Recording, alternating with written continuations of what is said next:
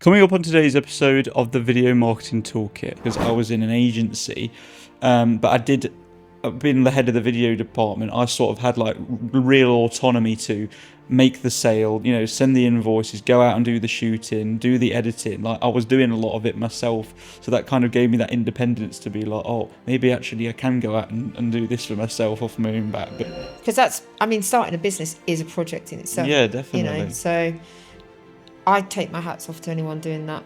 Realistically, doing a full-time job or even a part-time job or whatever, being a mum, being a dad, and doing all of that on the side, it's just, that's an entrepreneur for sure. Yeah, but ultimately, when is that side hustle? If that's truly what they want to do, when are they going to focus on it and take it over and actually sort of run with it? Change is inevitable, to be fair, even in life, not just in business. Hello and welcome to the Video Marketing Toolkit, the podcast where we interview business owners and industry experts about their life, about video, about marketing, and hopefully bring forward some great hints and tips to give to you guys at home so you can go out and put them into your own business. My name is Dan. I am the host of the podcast, the Video Marketing Toolkit, and I'm also a video first marketer. That means I help business owners just like yourself create videos for their businesses and tell their brand story, as well as find the best ways to put it into their marketing strategy. On today's episode, we have Dawn Coupe, and she's going to give us a real good insight into her business, Equinox Consulting, and as well give us some great hints and tips about project management and sort of setting up and running your own projects and how that can translate to your business. She's going to give us a great insight into project management and how a lot of those hints and tips can also translate into setting up and running your own business. I can't wait for you guys to see it. It's one not to be missed. And I really hope you enjoy. Hi Dawn, thanks for coming on. I hope you are well. Would you like to take a moment just to introduce yourself to the audience and let them know a little bit about what you do? Yep. I'm Dawn Coupe. I'm founder and CEO of Equinox Consulting Limited. We are an IT consultancy firm, so we support organisations across all sectors with ERP, which is Enterprise Resource Planning software. So that means basically anything finance, HR, payroll. So we usually work with organisations of about 300 staff plus. Wow. So yeah, we've got quite a varied customer base, as I said, from 300. We've got one with over 25,000 staff. So yeah, it's really, really cool. So we work, it's similar to the likes of KPMG and Pricewaterhouse, those type of companies, but we're obviously small scale. So that's us. Brilliant. So was it ERP, did you say? Yes. So basically ERP is a software system that would give you everything you need in a business. However, obviously that isn't always the case because you need reporting tools and things like that added onto it. But yeah, so it's your finance system, it's your payroll system, it's your HR system, so logistics. So that's basically ordering things, invoicing things, all of that. So yeah, it's quite a large. We specialise in one software system. We're currently moving to another, but at the moment we specialise with Unit4 and partner with them. So yeah, that's a large software house of about 5,000 plus. So quite proud to be partners with them. And we're actually have actually just launched into Microsoft Dynamics as well. So they're basically systems that provide businesses the things that they need to be able to run it. So it's the operational side, finance side, things like that. So I guess it can be quite varied what you guys do then, because I could be, for example, say I've got a flower business that has drivers and I need to know where the drivers are taking the flowers to, but I also need to see the orders and my stock as well. Your systems would tie that all together. Yeah, I mean, the software we support probably doesn't support logistics quite as well, but they've definitely done retail. I've worked with an organisation that has had a large warehouse. So yeah, stock in, stock out, invoicing, And the people side of things as well. Yeah, so and quite a lot of universities use it too.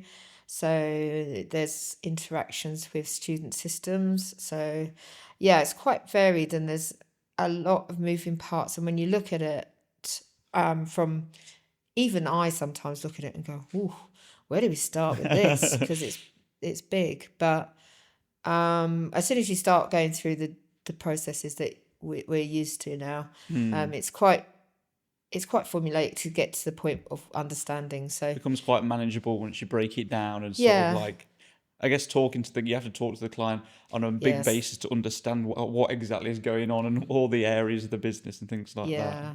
I mean, one of the biggest things I've seen, because I have been a client myself, so before starting in business, and it was interesting to see how some consultancies, especially larger ones, work. So working with our customers is key to me, because they're the ones that know their business the best. Yeah. They're the ones that can tell us what's going wrong, what's good. It's usually the things they don't complain about that's good. So we don't ever hear, "Oh, this is really fantastic." So No news is good no news, news is good news basically. usually with us. Yeah. I guess So it's all it's a basis of the fact that the systems or the aspect has made it so easy that there's no, they're almost not noticing it because it's so easy and runs so yeah, smoothly, isn't it? yeah. We had some feedback recently actually on a project that we did. So an upgrade project.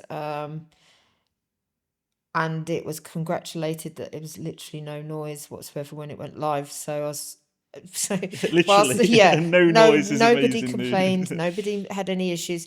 I think one person might have not been able to log in, but they were using an old link or something. But yeah, and I think that's probably it can feel underwhelming when you get that type of feedback, but that's the good feedback, because that means that you've done your job properly. And I guess typically in organizations, offices, if there is change to like systems or day-to-day life, if someone's regular routine is interrupted, normally you're going to hear about it because they're annoyed that, Oh, oh, this doesn't work properly, or my login that used to work now doesn't work, my password's been changed and stuff like that. Like, I bet you hear a lot about that. yeah. We did a system review recently, and I nearly put this was confessional box on the door, because the people were coming in and out and just going, and there's another thing, and there's it's just like, but that's what we were there for, and that's what we were there to find out what was going wrong. So it's actually quite good that, because quite often when you have consultancies coming in, people within the organizations go, "Oh, why?" So it's very important to me that we hit it off very well with our customers straight away. Yeah. Just that we're coming to help you, not take over, not do anything. Yeah, because there is that sort of element of fear, I guess, when people come in like, oh, what are these people outsiders doing, like checking in and stuff like that. Yeah, what do they know? Yeah, because I work with a cybersecurity company, and they say a big thing that when they go in and they have to like try and access people's systems, things like that, or they're trying to get to the root cause of why something has happened. Everyone gets very scared that Yeah. they're in trouble or they're going to do something wrong Yeah. and stuff like that. Well, cybersecurity, that's an interesting one. We're in the IT world, but there are parts of the IT world that are dark arts to me. So, Yeah.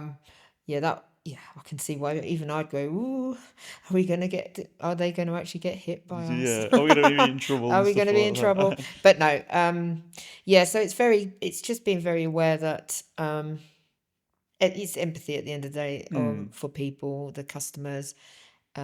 Usually it means that there's some change coming and they don't like that. Yeah.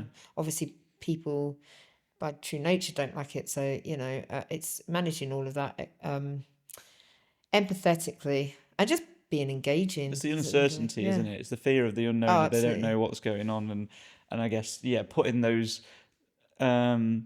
unsure, wary heads to ease really. Yeah, absolutely. So it's very much working with the customers. That's the way I like my team to work. We're there to help, not to take over, not to, and actually what I do like to do is actually make sure that they know if someone logs something, especially logging it regularly, is make sure they know what they need to do to actually go through and fix things themselves, so that they can sort of self-manage themselves in future. Yeah. So yeah, very collaborative, and definitely more to try and get our customers as self-sufficient as possible. That's brilliant. And how long have you been doing that for? Oh, well, the business is its 10th year this year, so Oh, we're wow. 10. Actually doing this work probably 25 years. That's crazy. Uh, So well done for 10 years, firstly, because, getting any business above 2 years, 3 years is an achievement. So 10 years is like absolutely amazing. So what was you doing before for the other 15 years? I was a system manager. Yeah, I'd been a system manager for about 6, 7 years prior to going into business on my own. And then prior to that, I worked on a large project. That's what's actually started me in this world, because I worked on this large project across the UK, US, and France, Wow. and I loved it. And the business I was working with put me over in the US for about a year, which was such an That does sound experience. So yeah, exciting. What part of America was it? Denver, well, Denver. just northwest of Denver, so Colorado. Sorry, Broomfield, Colorado. So But that was definitely exciting. Did you have to go to like France as well? Like yeah, south of France. That was multinational? a hardship. Very difficult work in there, I Yeah, I'll imagine. stay there the weekends. No worries. Yeah. No, that sounds so brilliant. And I guess and you don't often think that, I guess, those kind of roles have that much travel in it. But I guess you do have to go and meet these different people, meet the different systems, learn, like you said, learn how the people work there differently as well. Would you say Yeah, there's like a difference between like people who work in America to the people that work in France to the people that work in the UK? definitely between the States and here. Yeah. That was a totally, I mean, that was a real eye opener for me. I mean, it was about 16 years ago, so Hmm. things probably changed a bit there as well. But yeah, I was, yeah, within one day already quite shocked at how different the corporate world in the US was to the UK. Just like different problems, like different like things to identify in your work and things like that. Yeah, it was a lot harder. People would go literally just like that. Oh, It was like, okay. where did so and so go? It's like, we don't talk about that. It's like, It's like, oh okay. no, don't mention It's like there's it. no employee rights there. Oh, okay. Well, I mean, it might have changed a bit, but France was, I loved France. Very laid back compared to us. Yeah. And it wasn't in a bad way. They just didn't get as upset with life as quite perhaps the corporate world at Some times in people the do. UK does. But yeah, it's just they were absolutely gobsmacked. I didn't like tea as well, because they were like, "But you're English." So yeah, it was just. And I actually thought there would be a bigger difference in language difference between me and the French people, but there was more between me and the Americans, Well, which that was is interesting. surprising, isn't it? As much as you think, but I guess yeah, like I guess that European bond, they're only over the water as well, so Exactly. And I can speak French, and I actually learnt quite a lot whilst I was out there. So Mm, yeah, it was interesting times, and it really, obviously, I believe that probably changed my trajectory, just because I was a bit more independent yeah. in those roles, because there was no boss sitting over me and things like that. I was sent with a task to do. I did it, and yeah, we were successful. So And you felt, I guess, yeah, you feeling that independence. You kind of then like, actually, yeah. if I'm doing it for myself now, like, why don't I just go and do it for myself, sort of off the back of that? Yeah, I mean, it's a few years between that and actually being my own boss. Hmm. So it's probably about 5 years I lasted. I Planted was, the seeds though, but yeah, it definitely definitely. did. Yeah, and that, I think that independence and that feeling of um, accountability. Yeah. It was my responsibility to do this thing. It was really good, even in a large corporate. My boss was, 8 hours ahead of us at times. So, I couldn't ask the questions. So I really gave me a good foundation, I think, You for, have to think on your feet at the end of yeah, the day, otherwise it's not going to get done. totally. Yeah. So yeah, absolutely brilliant experience. And then I had a couple of other jobs after that, just managing systems. So understanding the bigger picture, as it were, rather than focusing on one or two bits. Hmm.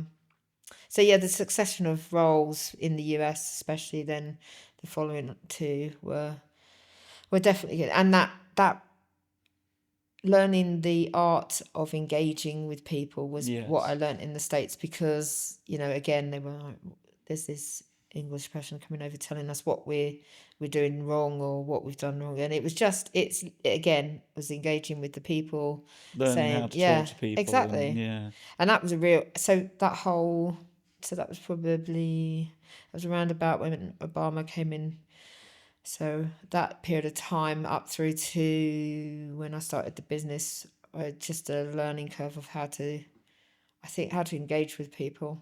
it was everything that you were learning those as you go, those stepping stones, if you like, up to launching your own business, because you're picking out those things that you needed to definitely need in the business world, doesn't you? But then Absolutely, taking yeah. them on board, because I definitely feel like there's some similarities there on sort of my journey as well, because I was in an agency, but being the head of the video department, I sort of had like real autonomy to make the sale, send the invoices, go out and do the shooting, do the editing. Like I was doing a lot of it myself. So that kind of gave me that independence to be like, oh, maybe actually I can go out and do this for myself off my own back. But without that stepping stone, I wouldn't have been able to learn how to talk to clients, and I wouldn't have No, been how learn about the bigger marketing picture, as well as sort of like the integrate technical parts of it as well. So yeah, it is really interesting, like how I hear other people's stepping stones to launching their own business, and a lot of people have that similar sort of track and absolutely. those similar sort of ladders to get to where they are. Really,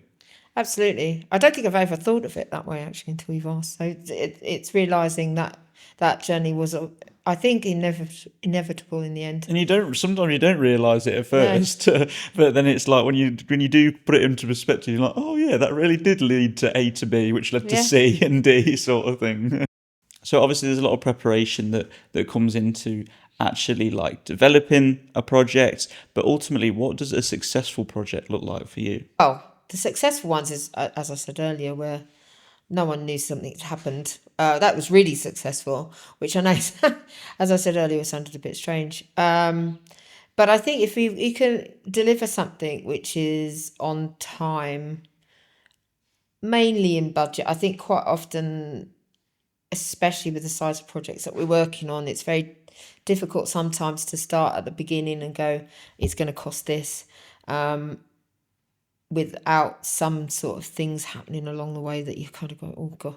And I hate doing that, but that, so it's projects that basically hit on time, in budget, and with some quality, with the quality that we'd expect.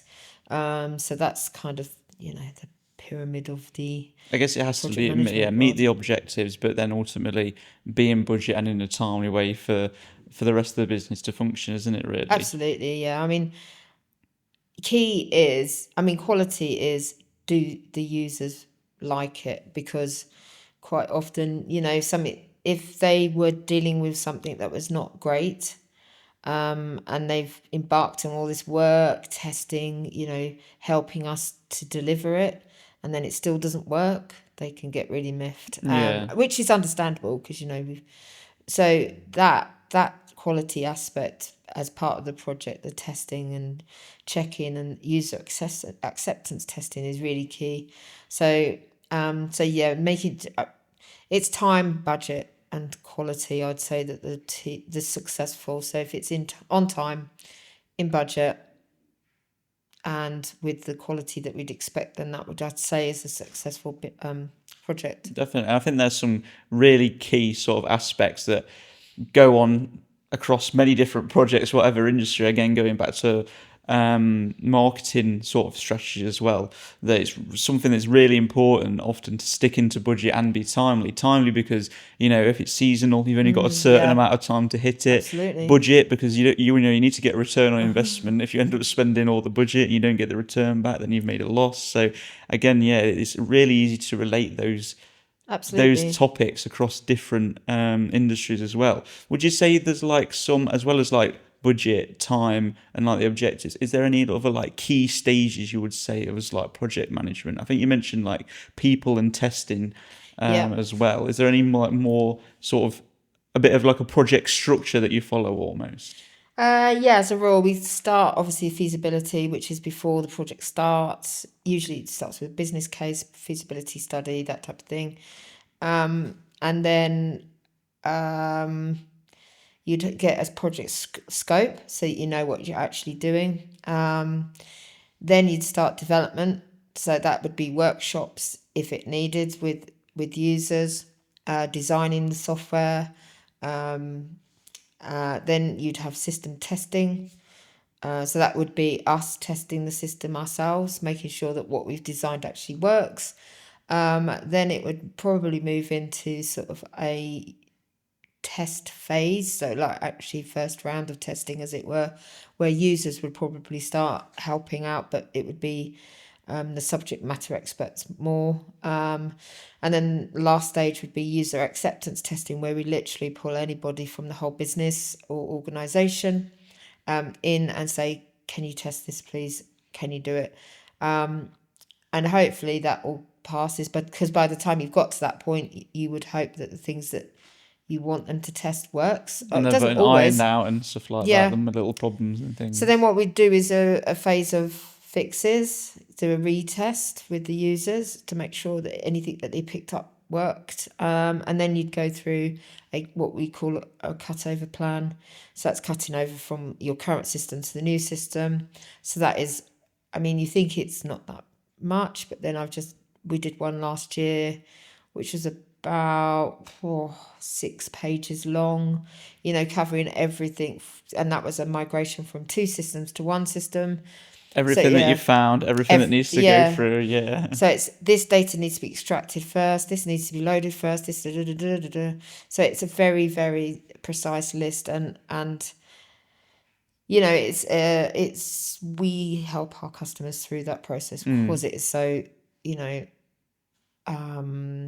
so fine-tuned, as it were, that if one thing goes wrong, that could have a knock-on effect to everything else. And then you have a go live, so you do smoke tests, so that's making sure things work without doing anything to the system, because it's obviously a live environment then. And then it's go live, and then it's the amount of times I've got to go live, and you sit there waiting, and it's like there's no one's coming to us with any problems, and it's like, that's the best thing, isn't it? Really, like you said before. Well, when you're on a project, you do everything you can to get to the go live point, and you get to the go live point, it's like, why aren't people using it? But and then obviously the queries start, but it doesn't always happen at 1 minute past the time you go live. But I think testing is a really important thing, and it's funny that you should mention that, because again, same with marketing, you need to test all the different variables of, say, like your ad creatives and what you've got going on, to sort of make those optimizations and fine tune as you're going forward. And it's probably the same for a system, in that you got to test it out there to see what goes wrong. How can you make those little improvements, like here and there, those little tweaks, to make sure that it's a well-oiled machine. Then basically, what would you say the most important part of project management is? Stakeholder management, I would say, just because you're dealing with various different stakeholders, and quite often they don't agree, within one organization, because especially when you're working across departments usually. So yeah, I mean, the HR director or manager would have a different driving force than the finance director or the CFO, and so it's managing those stakeholders, what they want to see, so they're individual projects within their own right, as it were, and making sure that each section of that software works for those people in the manner they because I imagine want. Each department as well think that they're the main character, they're the and they want important, they're of the course most they do. important. Because and that's the thing, is that to them, because they have value in what they're doing and they have value in the work that they're doing, understandably it's their most important. And and that's understanding humans, that wherever they are, they always think that they're most important, but that is because to them it is the most important thing to them. And it's what they're focused on at the end of the day. They want their system or their new system to do exactly what they needed to do. So they're going to Absolutely, 100% focus on it, whether it puts down the other departments or not. They're going to sort of like push forward on that, aren't they? Yeah. So I think stakeholder management, I mean, obviously there's risk management and all of that, but stakeholders, making sure they're on side with what's happening, because if you've got one stakeholder that's not very happy with what's happening, then, you know, the whole project could fail because that filters down. You know, they'll be in charge of people and that will filter down to their team. It has a knock-on effect ultimately, doesn't it? Like a Yeah. domino effect on everything else. Absolutely, because at the end of the day, the success of a project is the adoption of it by the people that are going to use it. So it starts with the stakeholders and their, you know, their clarity and understanding of what they're getting, and if they're happy with that, then it does filter down. So are there any typical sort of pitfalls that people fall into when they manage projects? I would say the biggest one I see is usually expecting people to be able to do a project on the side of their day job. Okay. Because quite often, I mean, especially the projects that we're looking at, they're big, they're long. You know, people need to focus on it to make sure it's successful. They need to focus on it, and that, you know, if you don't have the resource internally to be able to do that, then you should really get that from somewhere, but you definitely need resource on the project purely for the project rather than, oh, this morning I'm doing my day job and this afternoon. And it's not fair on the individual side. Yeah. Because obviously they're taking on a lot more work and a lot more responsibility, because the success or failure of that project is down to them. So, And I imagine you can kind of, it's probably something that's not that uncommon where people will just be told like, oh, could you just start doing this on the side of what you're doing before? Yeah. And it sort of ticks over, and then people wonder why there's things missing and Yeah. they've not been done on the side and things like that. well, that's how I started out doing this, because it was on the side of my job.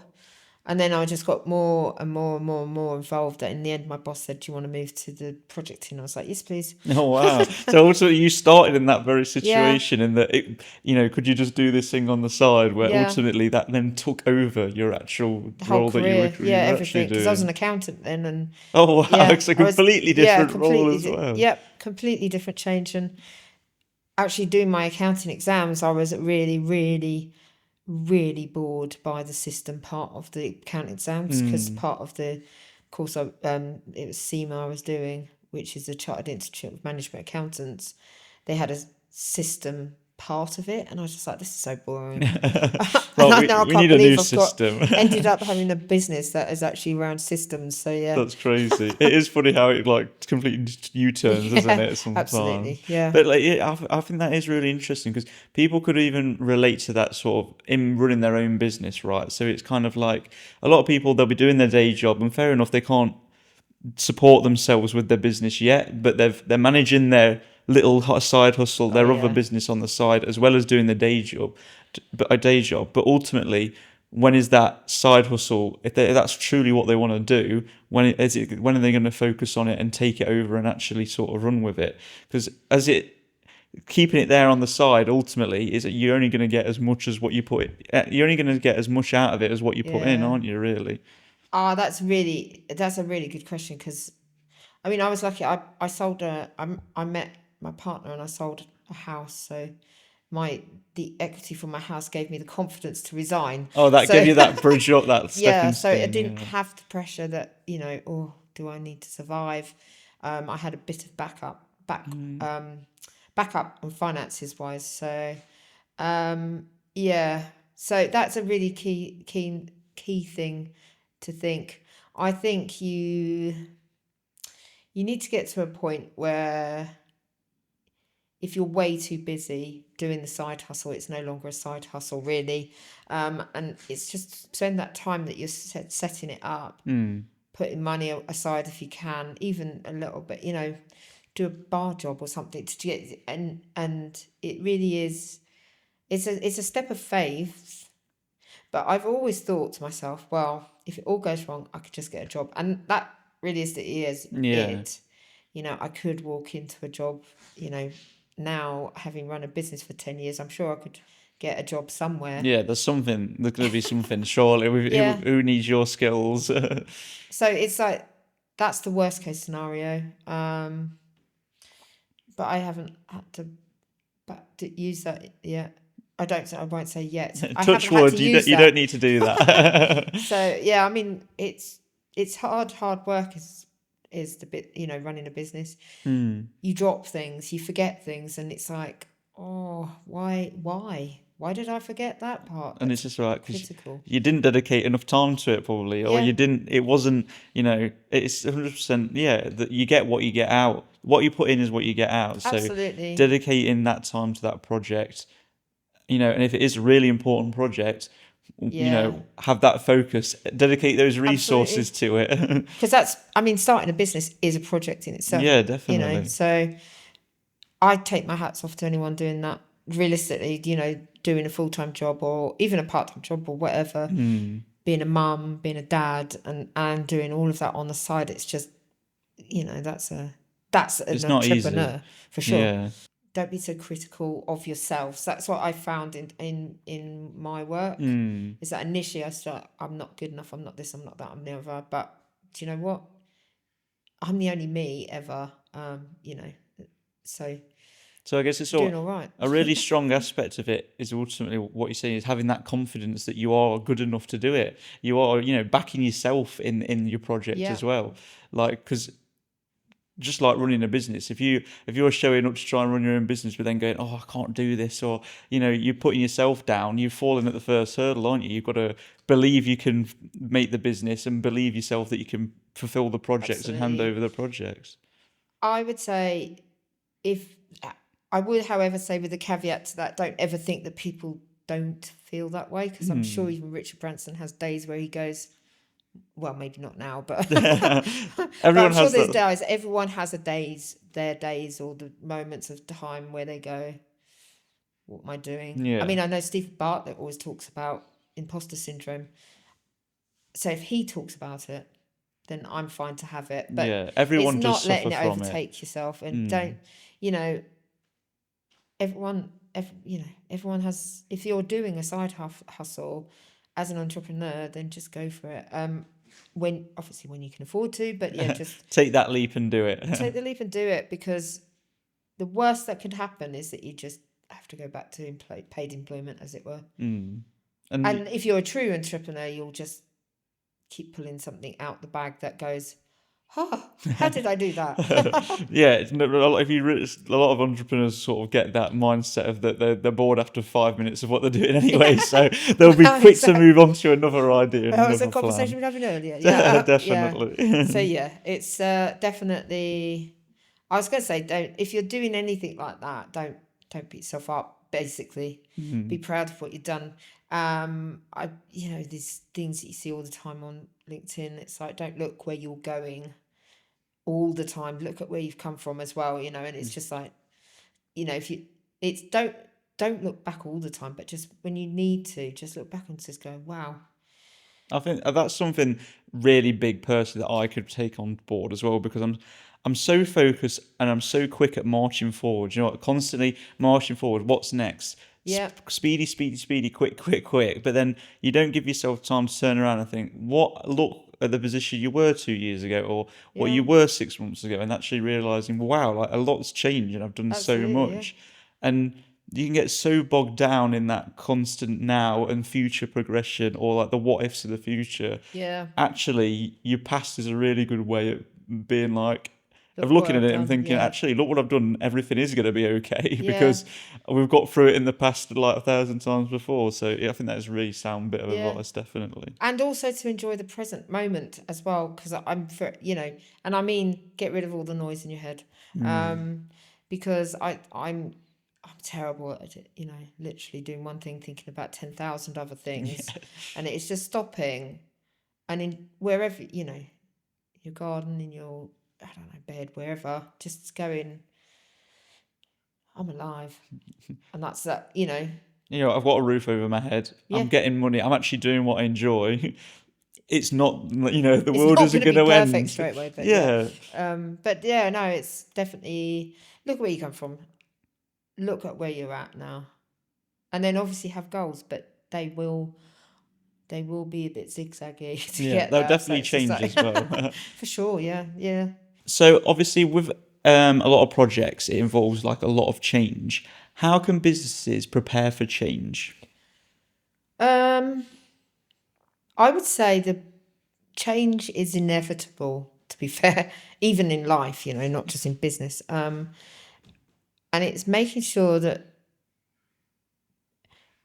staff, people that you're taking along the journey with you, realize why the change is for, what is it for. So therefore give them the vision. If you've got this vision of, I want my business to run without too much input from XYZ, so we're embarking on this new software system, and give them the vision, give them the passion about it and all of that, so that they can come along with the journey with you.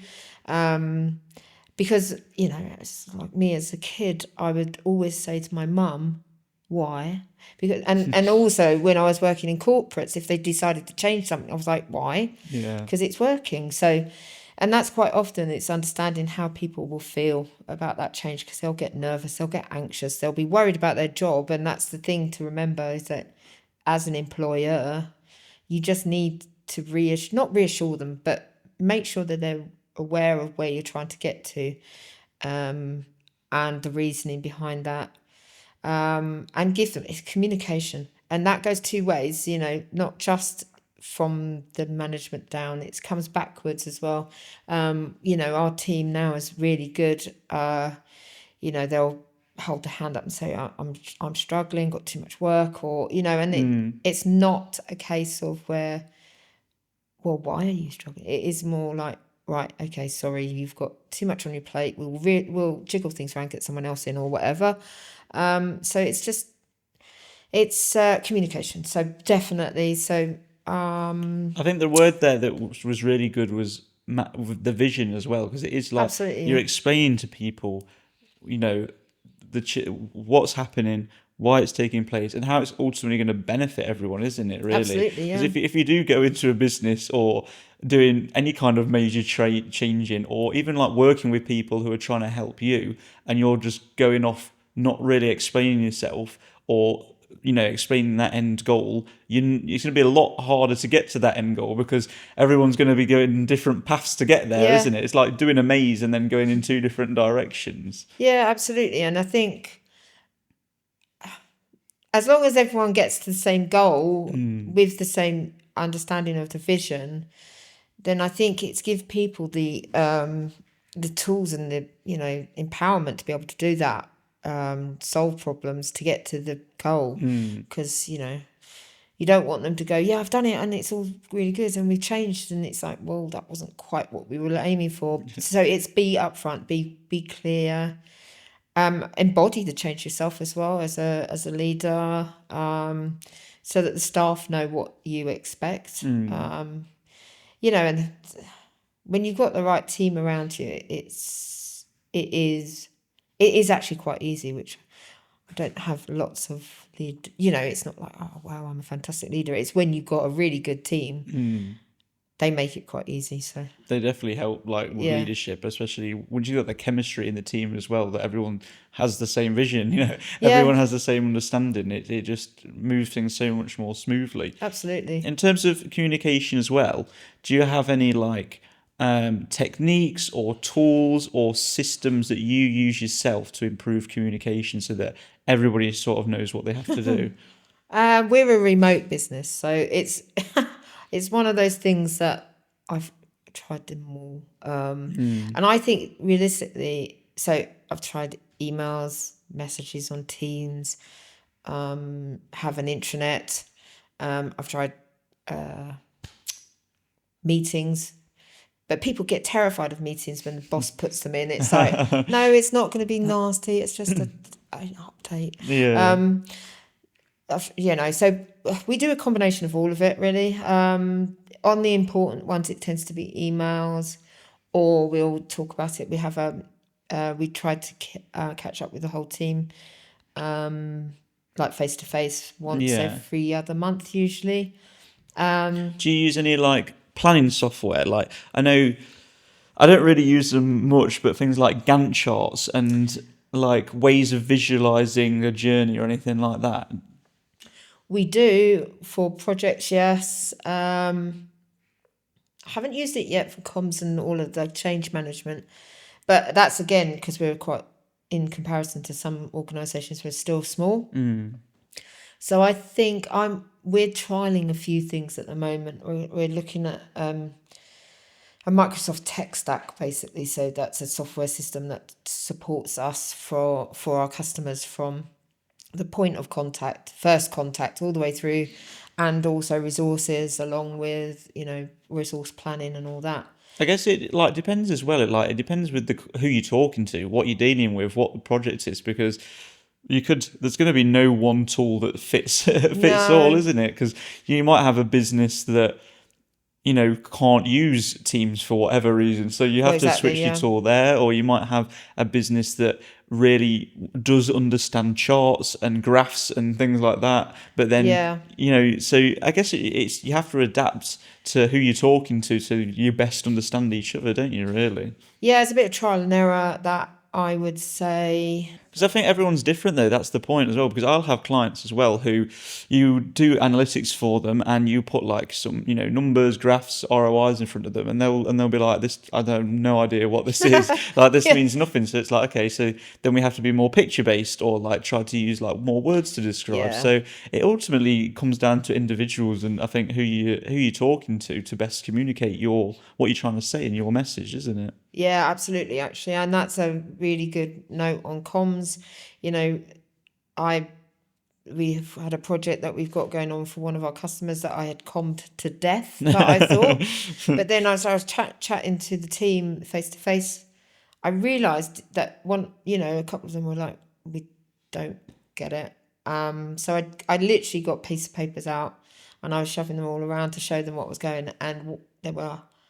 And then it clicked. And sometimes that and is it's just the best working way. out the format that people need. Because you can try and explain to someone about, this and that for ages, but ultimately sometimes it does just come down to, let me get some pieces of paper and just rearrange it and show you this way. Sometimes the simplest way is just word, isn't it? Exactly. And it's I think for managing a team, it's working out that it's understanding when people don't get it.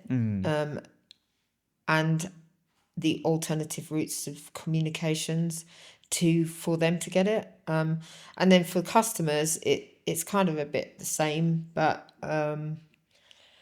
maybe not always get the same sort of gist back from them because they don't know you as well. But it's just making sure that when you provide them with anything, they get it in written form, and they'll get a graph or they'll get a table as well, so they can see everything, that they can use the bit of information that they need, basically. So communications is a art. I mean, we started using AI tools to help us, so with putting things together and understanding what the best way to do things, so we've worked, that's quite helpful, and that's actually speeded up processes and things, but at the moment it's still how does using AI in project management sort of like look to you then? Is it more kind of like is it used more in like the writing, or have you got actual tools that like looks at data?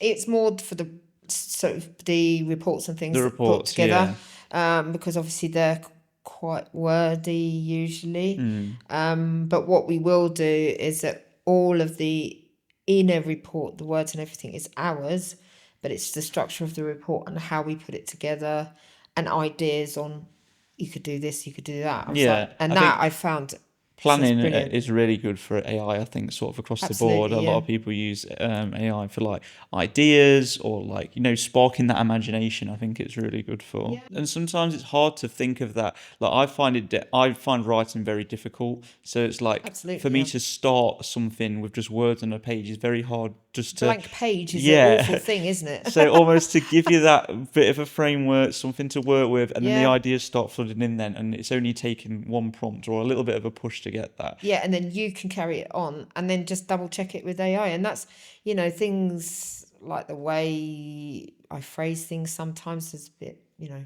So I think it's really good. Yeah. It's definitely very good for business owners, entrepreneurs that need to just get things out very quickly.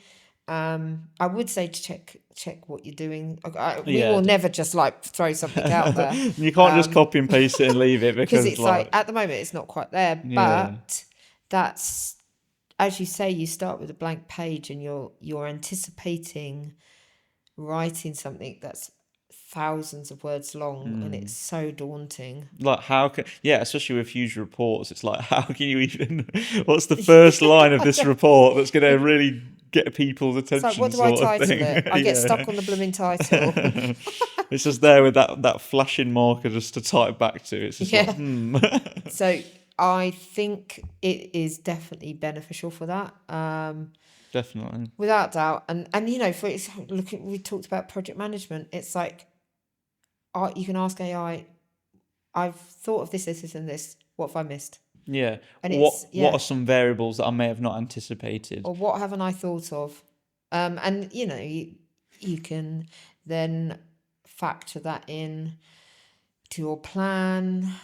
You know, and it's not very good with doing all the plan stuff yet, but it is definitely good for doing the gives you that framework, bones doesn't of it. it? Yeah, for sure. Because it's like relating back again, sort of to having your project to start on your own business, using AI to like you can add a business plan to it, and it's like, and it'll be like, okay, this is what you might have missed in your business plan. This is like some examples of how you could change this. So yeah, it just helps you with that structure, doesn't it? Ultimately, the AI is never going to know what your business is because it's your idea and your business. Exactly. But at least it can give you the tools and support for the right direction. Totally. And I think, you know, it's that other person that I haven't had for a bit, you know, as in because I'm a solo person in charge. Quite often it's quite a lonely place.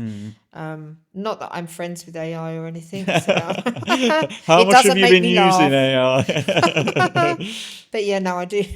It does. It is quite funny at times, and it just, you know, some of the things it comes up with, it makes me laugh, which is really sad. And I get what you mean though, having that person there, because it's that person to instantly talk to and ask something. Although you are basically just asking the internet, at least it's the way of just, you can get something off your head or off your chest quickly, and just be like, it remembers it, and it gives you like examples, and it always sort of, if you're thinking like floating around a subject but you don't quite know yourself what you mean, it's a really good way of reassuring you and giving you, okay, this is what you mean from this sort of thing. And you're like, that's it. Because sometimes it's difficult to explain things to your own head and your own self. You mentioned it a little bit earlier as well, around communication, but what is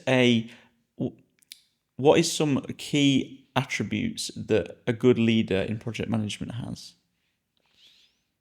I think a really good project manager is someone who can make very good relationships quite quickly. I've seen lots of different styles of project managers, and you know, the ones that do the best are the ones that can engage with people very quickly. And AI can't do that. So so it's engaging with people. It's because when you know, it's making things a little bit more fun at times as well. Obviously very organized, but it's if you've got people on side, you can get a little tougher at times when it's needed, if it needed. But I think engaging people and making sure that you have an emotional intelligence, I'd say, so not artificial, and it is using the human empathy side of it. So I think that's probably, there are lots of good project managers out there, but an exceptionally good project manager will be someone who can engage people quickly. Yeah, and I think that's a really, really good key point, really, because in a project, it's never really typically just going to be one person. There's going to be so many different people involved, and to get it all feeds into like what you say into those other aspects. So, you know, communicating the vision, getting people on side with that. That's all talking to people, and it sounds like people are actually a huge part of managing a project, really, isn't it? Well, Because yeah. everyone's going to have individual tasks, everyone has individual roles, and it's like ultimately, like you say about the stakeholder management as well, it's making sure everyone's happy in that position and everyone's getting the same amount of, you know, attention and care to bring it all together. Yeah, absolutely. I mean, systems tend to do what you tell them to do. Yeah.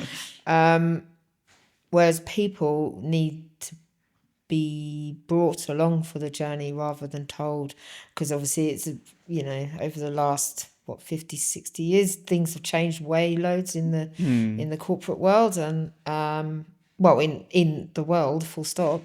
And I think the whole bringing people along the journey is far, far more constructive than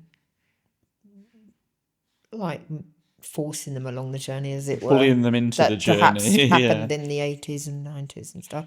But yeah, It's a lot easier to bring someone in rather than going, well, this is happening and you've got to deal with it, and also give me this report, and Yeah. also you've got to do this. It's not yeah, very when you give proactive, someone a is list it? of this long to do, you've got, you know, it's having that emotional connection with them, and that takes, well, it can be done quite quickly, but it takes time to build, obviously, good relationships with people. Yeah.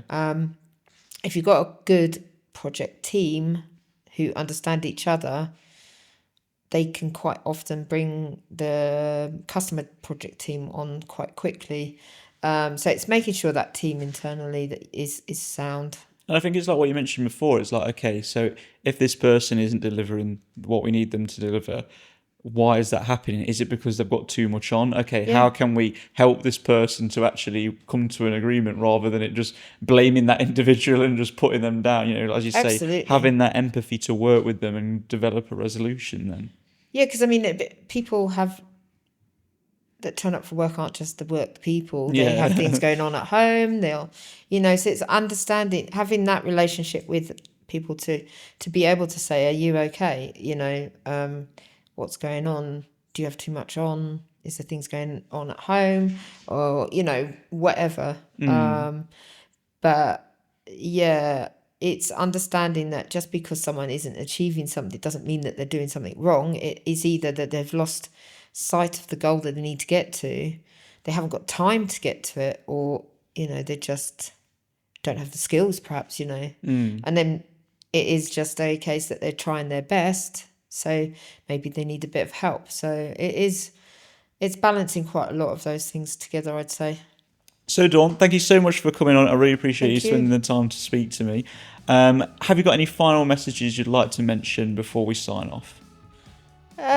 Just to keep, if you're starting a business and you're doing something as a side hustle, give yourself a lot of credit, I'd say, because you're doing 2 jobs.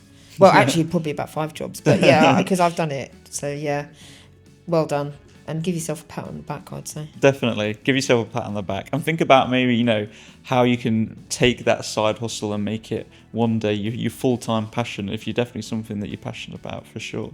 So as always, our LinkedIn and contact details will be in the episode description. Would love to speak to you guys online and carry on the conversation there. Thank you so much for getting to the end of this episode, and I can't wait to show you the next episode. Cheers, guys. Thanks so much. Thanks. Awesome. There we go. We did it. I think that was great. I really enjoyed that.